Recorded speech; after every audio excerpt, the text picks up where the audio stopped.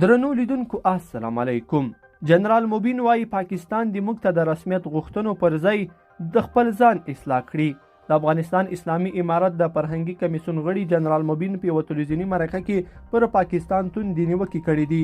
نوموړي ویلي چې د افغانستان په اړه د پاکستان پالیسي کې تغییر نه دی راغلی او له پیله تر اوسه له افغانانو سره د دښمن په څیر چلند کوي. هغه زیاته کړې چې پاکستان ناټو او امریکا ته خپلې دروازې پرانیستې وي، خو کله چې خبره د افغانانو د ګټې وټې شوه نو دوی خپلې دروازې وتړلې.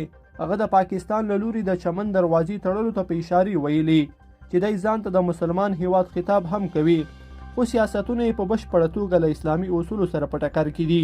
جنرال مبین دغه راز ویلي چې اسلامي امارت په اوسنیو شرایطو کې نشي کولی چې له پاکستان سره جګړه وکړي، خو په خبره یې سالمه پالیسي به مخ ته وړي او هڅه به کوي چې له مناسبو لارو اوسنیو ستونزو ته د حل لاره پیدا کړي.